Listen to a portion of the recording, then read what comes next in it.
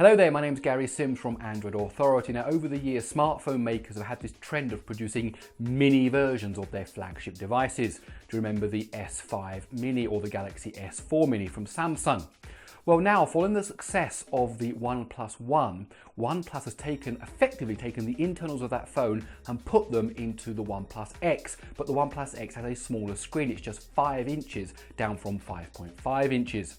Of course, Sony has the Z5 range, and in the Z5 range you've got the Z5 Premium, the normal Z5 and the Z5 Compact, the similar phone but with a smaller display.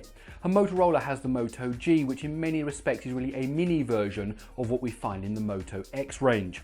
So today we're going to look at these three phones, the Z5 Compact, the OnePlus X and the Moto G, and see which really is the best mini phone.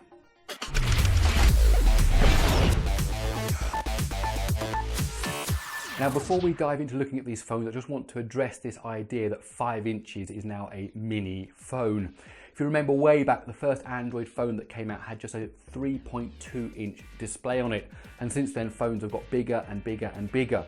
And now when people talk about a mini phone, they actually mean one that's 5 inches, which personally I find is a bit ridiculous. But of course, 5.2 and 5.5 inch devices are becoming really the norm. So now we're looking at these mini phones, and we'll actually see that the OnePlus X is a 5 inch device, the Moto G is a 5 inch device, and only the Z5 Compact is smaller than 5 inches. Now, of course, that means it could be quite attractive to a certain segment of the market. But there you go, I just wanted to say, 5 inches is now a mini. Personally, I think that's crazy, but that's where we're at. 5 inches is now a mini phone, so that's what we're going to look at today. So the first thing we need to look at with these three phones is their prices. There's quite a big price difference here between these devices. At the top end we have the Sony Z5 Compact, which costs £429 in the UK, which is €600 in mainland Europe. You can find it on Amazon.com for around $520, but there are some listings as high as $700. Now, at the other end of the scale, we have the Moto G, which costs just $180 for the 8GB version and only $220 for the 16GB version. And there, somewhere in the middle, we have the OnePlus X, which costs $250 for the 16GB model. Now, of course, that's quite a big difference in price ranges, and we will see that reflected under the different tests and things we're going to talk about these phones today. So bear in mind, when we look at a phone, you've also got to take in consideration its price. As well as a big difference in price, these three devices also differ significantly in terms of design. The design of the Z5 Compact should be instantly familiar to anyone who's acquainted with Sony's other Z devices, particularly the Z3 Compact. It looks like the Z5 and the Z5 Premium, but of course in a much smaller body. It features the signature button layout, including the dedicated camera shutter button and a new large power button, which also houses a fingerprint reader. Overall, the Z5 Compact feels nice in the hand and is easy to handle, mainly due to its size and symmetrical design. The OnePlus X has dual glass panels and a metal frame, which gives the device a premium feel, way above its price point. The metal frame utilises micro cuts that contribute to the handling experience without scraping the skin or feeling uncomfortable to the touch. While the Z5 Compact has a dedicated camera button, the OnePlus X has a dedicated alert slider, which allows you to switch between Do Not Disturb mode, that silences the device completely, priority only interruptions, or the normal all notifications mode.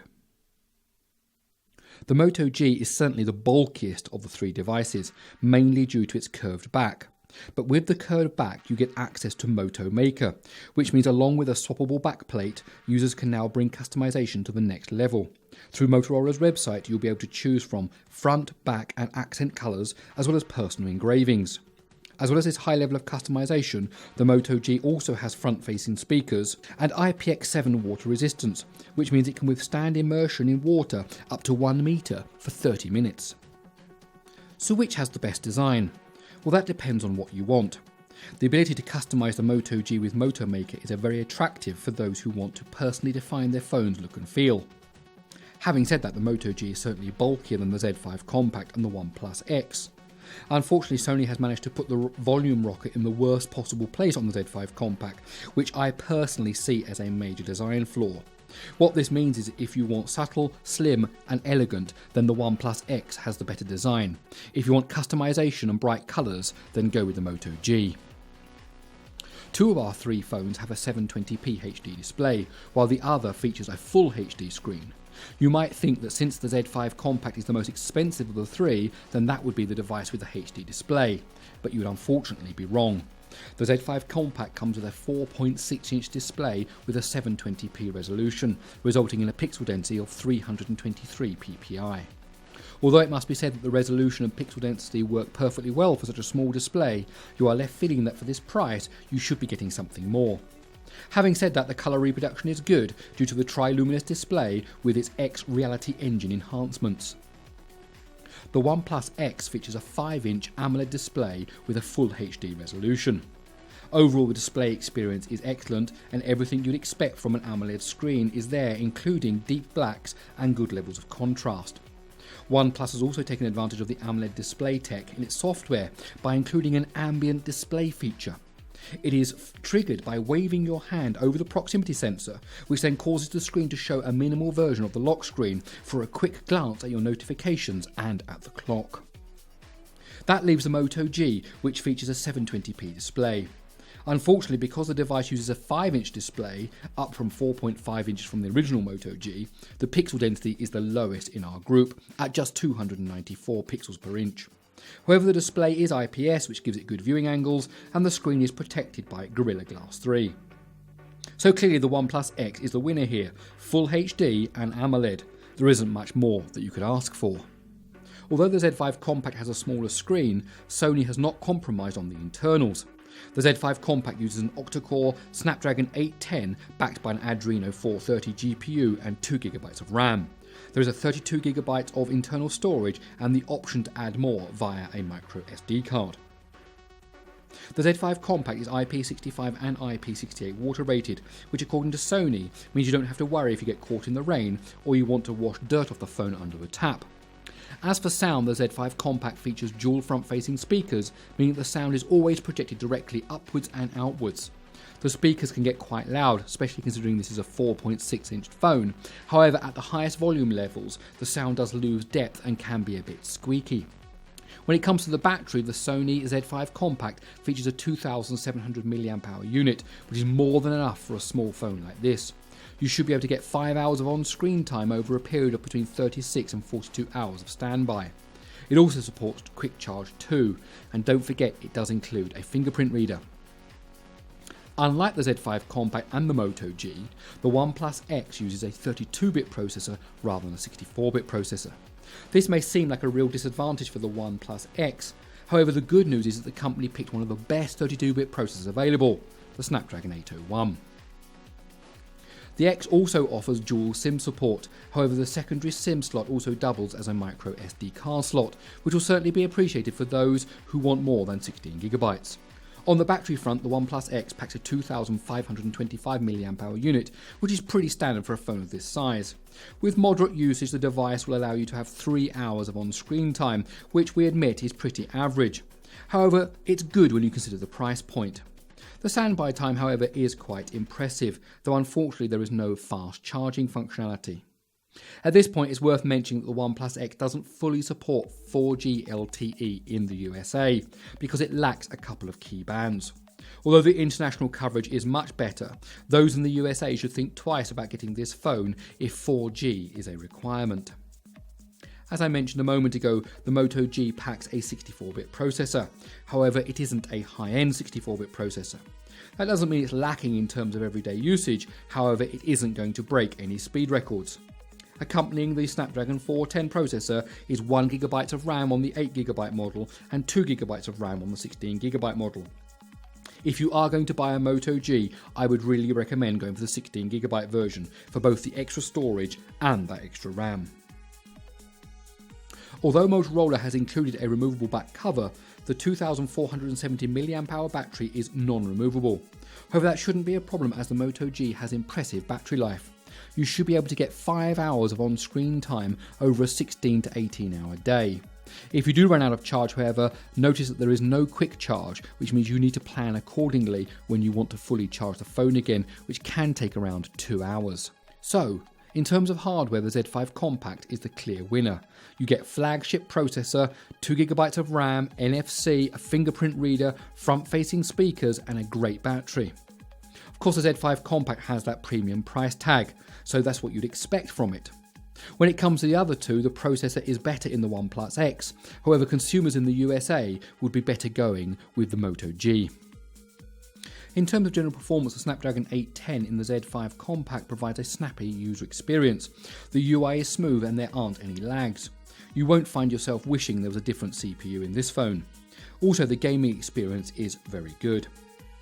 The Snapdragon 801 in the OnePlus X is a great processor package, however don't expect the same level of performance as the Snapdragon 810.